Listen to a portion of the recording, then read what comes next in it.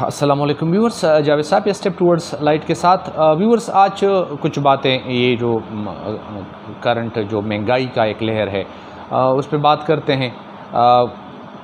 यानी अपनी एक मैसेज रिकॉर्ड करते हैं। बाकी होगा तो वही जो अल्लाह चाहता है और होगा तो वही जो सरकार चाहती है। लेकिन यहाँ पे कुछ तहफ़्फ़ुज़ात हैं, क्योंकि हम अल्हम्दुलिल्लाह पाकिस्तानी हैं और मुसलमान हैं और हमारे मुल्क में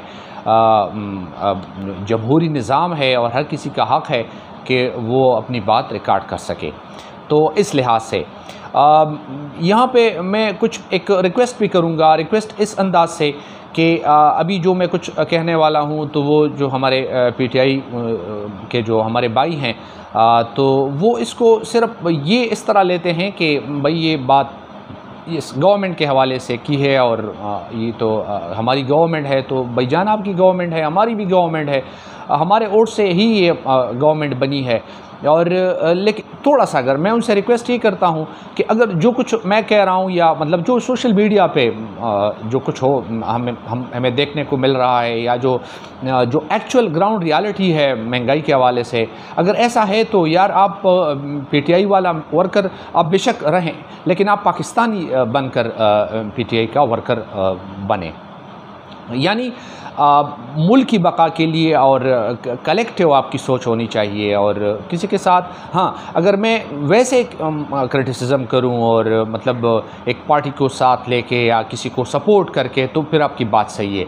और पीटीआई में भी दो किस्म के वर्कर्स हैं, हर पार्टी में तकरीबन होते हैं, जितने भी जो हैं पार्टीज़ हैं वो जमातें हैं, तो उनमें दो किस्म के वर्कर्स देखने को मिलते हैं। नंबर एक, वो पर्सनल डेवलपमेंट के लिए वो उसके साथ शामिल है। दूसरा, वो जो नज़रियाती है, जो सिर्फ़ और सिर्फ चाहता है कि भाई इसका जो मंशूर है, ख़ान साहब का जो विज़न है, मैं उसके साथ हूँ, तो ये नज़रियाती हैं। तो अगर वो थोड़ा सा फिर बात कर लें तो भी हक़ बनता है।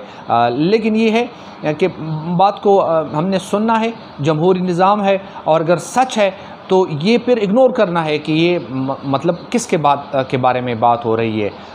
मतलब नज़रियाती एक इख्तिलाफ़ की वजह से, इख्तिलाफ़ राय की वजह से ये बात हो रही है। थोड़ा सा इस पे गौर करना ज़रूरी है। थोड़ा सा मतलब जो तहफ़्फ़ुज़ात हैं वो ये हैं कि जब इलेक्शन कैंपेन चल रहा था और 2018 उससे पहले भी, तो वीडियोज़ मौजूद हैं और उसके जो शवाहिद मौजूद हैं, सब लोगों ने सुना है। तो जो बातें हमें सुनने को मिली हैं, अगर वो पॉलिटिकल बयानात थे जिस तरह आम होता है तो वो तो सही है, लेकिन मैं तो ख़ान साहब को उस तरह नहीं समझता, क्योंकि ख़ान साहब अल्हम्दुलिल्लाह काफ़ी मैच्योर हैं और काफ़ी जो हैं वो सिंसियर हैं और मुल्क के लिए कुछ करना चाहते हैं, इसमें तो कोई शक ही नहीं है। और उसका जो नारा है मदीने की रियासत को बनाना, तो ये तो ज़बरदस्त है। तो वो जो कहते थे कि अगर पेट्रोल महंगा हो जाए तो समझो मतलब जो हुक्मरान है चोर है, या जो फूड आइटम्स हैं या दूसरी चीज़ें हैं, मतलब ये बोझ अगर आवाम पे डाला जा रहा है तो समझो कि आवाम जो हुक्मरान है वो चोर है, वगैरह वगैरह, इस तरह की बातें। तो मेरा सवाल ये है और तहफ़्फ़ुज़ात ये हैं कि मैं तो ये मानता हूँ कि ख़ान साहब मतलब इस तरह झूठ तो हम बोलते हैं, लेकिन इस तरह वो बड़ा झूठ वो नहीं बोल सकते। अगर वो सच्चा है तो फिर तो सूरत हाल क्लियर है। यानी उसने जो कहा था कि अगर पेट्रोल मतलब महंगा हो जाए या फूड आइटम्स और ये सारी चीज़ें अगर महंगी हो जाएं तो फिर हुक्मरान चोर है, अगर ये वो सच कहता था तो फिर तो सूरत हाल क्लियर है, उस पर तो हम बात ही नहीं कर सकते। लेकिन अगर वो इतना सा कह दे कि नहीं, मैंने जो कुछ कहा था तो वो तो एक सियासी बयान था, और या मतलब मैंने झूठ कहा था, तो हाँ वो हक़ रखता है, वो इस तरह भी कह सकता है। तो अगर वो उसने झूठ कहा है या मतलब सियासी एक बयान दिया है, तो इसका मतलब ये है कि उस वक़्त वो जिसके बारे में कह रहे थे तो कम से कम वो चोर नहीं है।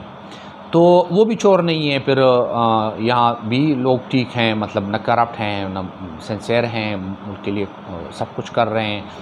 तो फिर ये कसूर फिर शायद हमारा है, क्योंकि वो जो आपने लतीफ़ा तो सुना होगा कि कोई फ़ौजी ड्यूटी में था और कोई बुज़ुर्ग जा रहा था, वो जो क्रॉनिक डेज़ थे हमारे मुल्क में तालिबानाइजेशन के और इस तरह।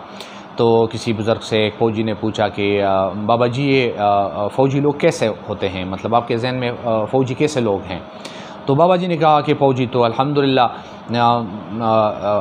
अपनी जानों का नजराना पेश करते हैं और मुल्क के लिए लड़ते हैं और मुल्क की दिफा के लिए लड़ते हैं, बहुत अच्छे लोग हैं। फिर कहा बाबा जी ये तालिबान कैसे लोग हैं? बाबा जी ने कहा कि तालिबान तो भी माशाल्लाह वो भी अच्छे लोग हैं, अल्लाह की रज़ा के लिए लड़ते हैं, जिहाद करते हैं। तो फिर फ़ौजी ने कहा कि बाबा जी वो भी अच्छे हैं, हम भी अच्छे हैं, तो फिर बुरे कौन हैं? तो बाबा जी ने कहा कि बुरे हम हैं।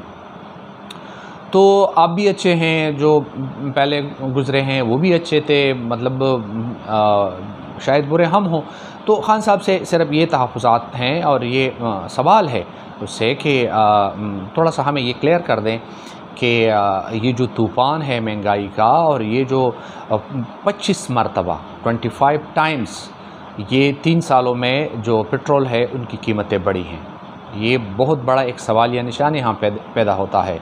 अच्छा, फिर अब मैं आपको बताऊं, ये घी पहले मैं शमा घी ख़रीदता था, फिर ये ईद उल अज़हा से तकरीबन 14 दिन पहले, वो रसीद मेरे साथ हैं, शायद इस जेब में हो, तो दोस्तों ने कहा नहीं ये डालडा से अच्छा है ये वगैरह। तो मैंने उस दिन तकरीबन ईद से 14 दिन पहले तो मैंने डालडा ख़रीदा बनस्पति, तो कीमत थी 298 रुपये पर केजी। तो फिर मैंने जब चलो ठीक है, तो फिर ईद उल अज़हा के लिए जब मैं चीज़ें ख़रीद रहा था स्टोर से, तो वो 325 रुपये पे मुझे वो पर केजी मिला। भाई ये तो बहुत तेज़ी के साथ ये जो प्राइसेस हैं वो बढ़ते जा रहे हैं। फिर अभी तकरीबन 8-10 दिन पहले मैं कहीं जा रहा था, तो वहाँ रोड पे स्टोर से कुछ ख़रीदना था, तो जब वो वहाँ पर बात शुरू हो गई तो महंगाई की बातें हो रही थी, कुछ स्टोर वाले ख़ुद वो कुछ कह रहे थे इस तरह। तो फिर मैंने ये बात कही कि घी, तो उसने कहा नहीं आपको पता नहीं है अभी 350 का है। यानी एक महीने के अंदर अंदर अगर 1 केजी घी अगर तकरीबन 52 रुपये और उसकी कीमत बढ़ती है, तो ये होगा क्या? ये गरीब लोग कहाँ जाएं? मतलब एक तो आप कहते थे कि रोज़गार के लिए यहाँ पे आएंगे, दूसरे ममालिक से आएंगे, तो अभी तो यहाँ तो जो बेचारे थे वो ख़ुद बेरोज़गार हो गए, और जो महंगाई का जो तूफ़ान खड़ा हो गया है, और जो अज़ाब है लोगों के लिए, अब यहाँ पे जीना कितना मुश्किल हो गया है। आटे को देख लें, घी को देख लें, बिजली को देख लें, बिजली का यूनिट 3 साल पहले तो तकरीबन 9 रुपये पड़ता था। अभी जो कैलकुलेशन किया है जो हमारे एक्सपर्ट तो हमारे पास अल्हम्दुलिल्लाह हैं, तो वो 1 यूनिट 23 रुपये तक जा पहुँचता है। तो ये होगा क्या?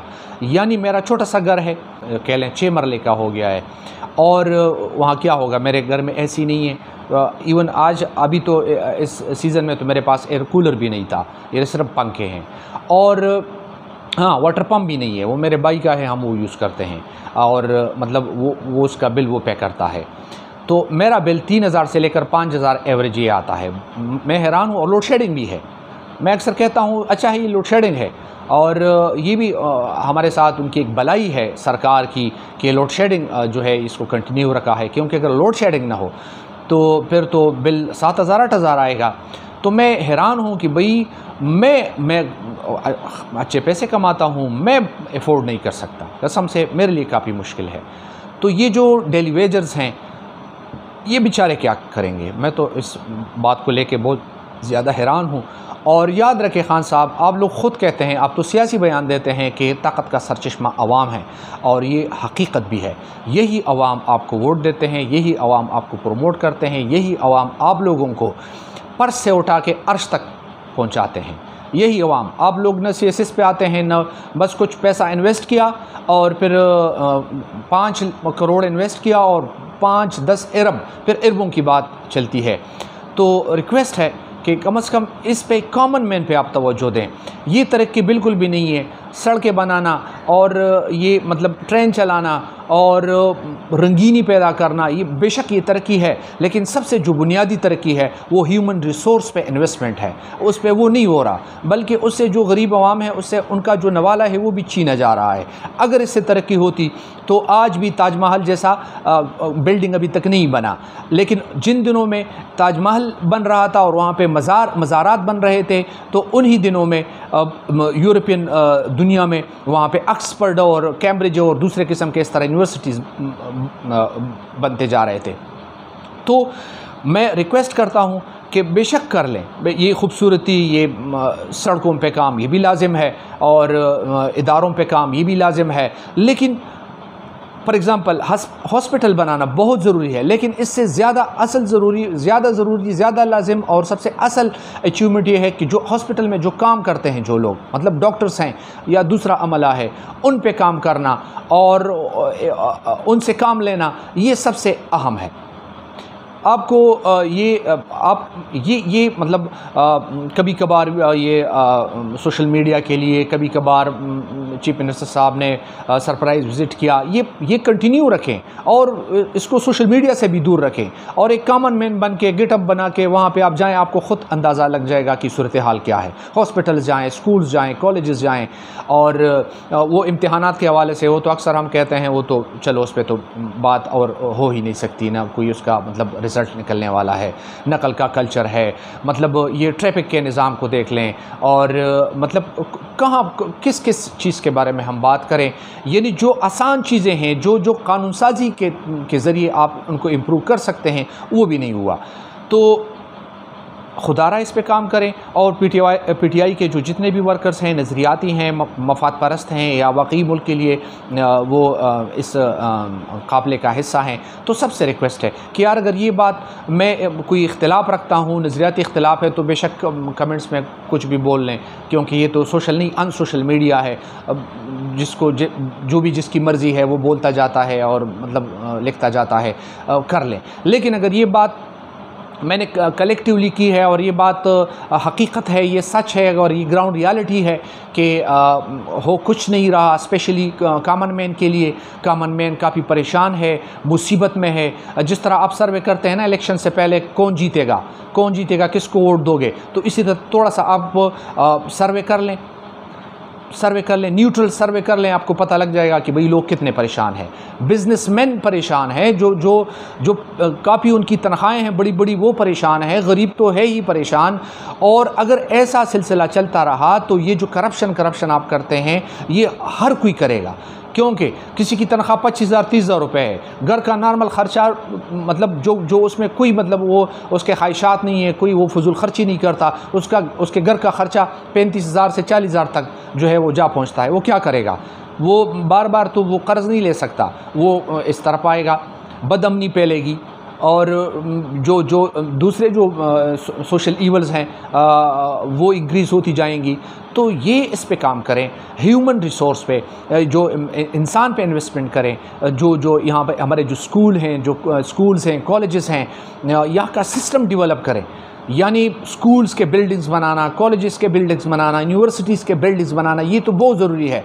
लेकिन अगर इसको फ्रूटफुल बनाना है और इसको रिज़ल्ट ओरिएंटेड बनाना है तो आपने इसके अमले पे काम करना है, अपने टीचर्स पे काम करना है, अपने इसके सिस्टम पे काम करना है, इसको इफ़ेक्टिव बनाना है। इस नकल जैसे लानती और जो निज़ाम चल रहा है, इस रुझान को ख़त्म करना है। ये जो ये ट्रैफिक वायलेशन होती है, किसी के पास कोई लाइसेंस नहीं होता और न उससे कोई पूछने वाला है। 6 साल 8 साल 10 साल के बच्चे जो हैं, 8 साल 10 साल और 12 साल के बच्चे ये मोटर बाइक्स पे और रिक्शे चलाते हैं और पता नहीं क्या क्या हो रहा है। और एक्सीडेंट का रेशो दिन ब दिन बढ़ता जा रहा है, क्योंकि कोई चेक एंड बैलेंस नहीं है। तो खुदारा इन चीज़ों पे काम करें, जो चीज़ें आसान हैं उन पे काम करें। और किसी गरीब का प्रोजेक्ट से क्या लेना देना, ये बड़े प्रोजेक्ट्स हैं, मेगा प्रोजेक्ट्स हैं, वो बेचारा तो फाके ले लेकर मर जाएगा। बेशक रिज़्क़ देने वाला रब है, रिज़्क़ तो वो देगा, लेकिन वो बहुत सारी उसके दूसरे भी ज़रूरियात हैं। उसके बच्चों ने स्कूल जाना है, उसके बच्चों को कपड़ों की ज़रूरत है, उसके बच्चों को मेडिसिन की ज़रूरत है, बहुत सारे उसके ज़रूरियात हैं और उसके अपने कुछ ख्वाहिशात भी होंगे। बीइंग अ ह्यूमन बीइंग उसके अपने ख्वाहिशात भी होंगे। हर कोई चाहता है मेरे बच्चे के कपड़े अच्छे हों, जूते अच्छे हों, मैं उसको अच्छा कुछ खिलाऊं। उसके पास है क्या? जो कॉमन जो चीज़ें हैं, जो सर्वाइवल के लिए जो चीज़ें हैं, जो आटा है और जो घी है, दूध है, दूसरी चीज़ें हैं, उनके पास वो चीज़ें नहीं हैं, तो उनके क्या ख्वाहिशात होंगे? तो रिक्वेस्ट है, दरख्वास्त है कि इन चीज़ों पे काम करें, रियलिस्टिक बने। और जो सूरत हाल है, अगर ये सिलसिला चलता रहा तो याद रखो, जिस तरह इस अवाम ने दूसरे बहुत सारे लीडर्स को इग्नोर किया और घर भेजा, और अभी लोग उनका नाम व निशान तक लोग उनका नाम भी भूल गए हैं। तो याद रखें, अगर ये सिलसिला चलता रहा तो आपका भी और इस पार्टी का भी जो नाम है और जो बहुत मुश्किल से बना है वो भी ख़त्म हो जाएगा, मिट जाएगा। फिर आपके पास मतलब डिफेंड करने के लिए कुछ भी बाकी नहीं रहेगा। तो आपके पास जो ये चंद साल बाकी हैं, तो रिक्वेस्ट है कि मतलब हमेशा सिर्फ कॉमन मैन को वो कुर्बानी का बकरा नहीं बनाना चाहिए। ये इंसाफ नहीं है। आपकी जो पार्टी है उसका नाम तहरीक इंसाफ है, लेकिन ये कहाँ का इंसाफ है कि हमेशा गरीब शख्स जो है वो सारा का सारा बोझ उस पर डाला जाता है। चंदे की हालत में चंदा इकट्ठा करना है, मुल्क संवारो, कर्ज़े उतारो, डैम बनाते हैं, डैम बनाना है, पैसे इकट्ठे कर लो, ये चल रहा। तो ये कब तक, ये जो गरीब बेचारा है ये कुर्बानी का बकरा कब तक बनेगा? सिर्फ ये कुर्बानी देते रहेंगे। ये जिनको इस मुल्क से ज़्यादा इस्तिफ़ादा हुआ है, नाजायज़ इस्तिफ़ादा, वो भी थोड़ी सी कुर्बानी दें। उनका भी हक़ बनता है, उनका फ़र्ज़ बनता है कि वो भी थोड़ी सी कुर्बानी दें।